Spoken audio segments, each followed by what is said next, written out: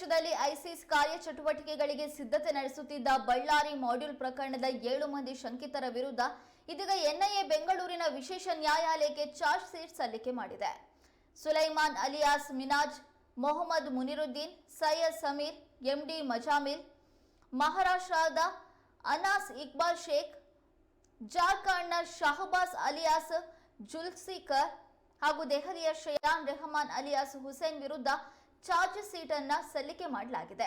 ಆರೋಪಿತರ ವಿರುದ್ಧ IPC, UAPA ಕಾಯ್ದೆ, ಶಸ್ತ್ರಾಸ್ತ್ರ ಕಾಯ್ದೆ ಮತ್ತು ಸ್ಫೋಟಕ ವಸ್ತುಗಳ ಕಾಯ್ದೆಯ ವಿವಿಧ ಸೆಕ್ಷನ್ಗಳ ಅಡಿಯಲ್ಲಿ ಪ್ರಕರಣ ದಾಖಲಿಸಿಕೊಂಡು ತನಿಖೆ ನಡೆಸಿದ್ದ ಎನ್ಐಎ ಈಗ ಚಾರ್ಜ್ ಶೀಟ್ ಅನ್ನು ಸಲ್ಲಿಸಿದೆ. ಐಸಿಸ್ ಪ್ರತ್ಯೇಕವಾದಿ ಮತ್ತು ಹಿಂಸಾತ್ಮಕ ಸಿದ್ಧಾಂತದಿಂದ ಪ್ರೇರಿತರಾಗಿದ್ದ ಆರೋಪಿಗಳು 2025ರ ವೇಳೆಗೆ ದೇಶದ ಪ್ರತಿ ಜಿಲ್ಲೆಯಲ್ಲಿ 50 ಸ್ಲೀಪರ್ ಸೆಲ್ ಸಿದ್ಧಪಡಿಸುವ ಗುರಿಯನ್ನ ಹೊಂದಿದ್ರು. ಭಾರತೀಯ ಸೈನಿಕರು, ಪೊಲೀಸರು ನಿರ್ದಿಷ್ಟ ಧಾರ್ಮಿಕ ಮುಖಂಡರ ಮೇಲೆ ದಾಳಿ ನಡೆಸಲು ಚಿಂತನೆಯನ್ನ ನಡೆಸಿದ್ರು. ಬಳ್ಳಾರಿಯಲ್ಲಿ ಪ್ರಾಯೋಗಿಕ ಸ್ಫೋಟ ಕೂಡ ನಡೆಸಿದ್ರು.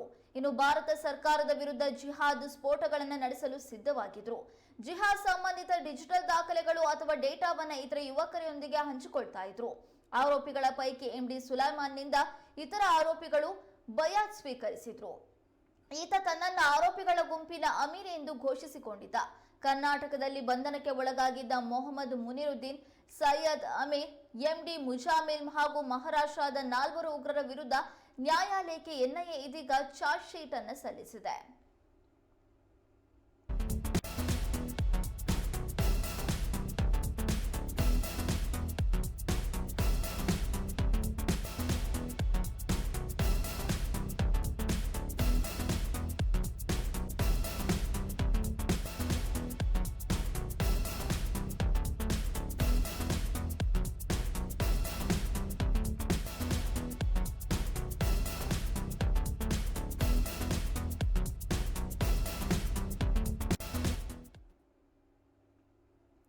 ಉಗ್ರರ ಜಾಲವು ದೇಶದ ಪ್ರತಿ ಜಿಲ್ಲೆಯಲ್ಲೂ ಯುವಕರನ್ನ ಐಸಿಸ್ ಉಗ್ರ ಸಂಘಟನೆಗೆ ನೇಮಿಸುವ ಉದ್ದೇಶವನ್ನ ಹೊಂದಿತ್ತು.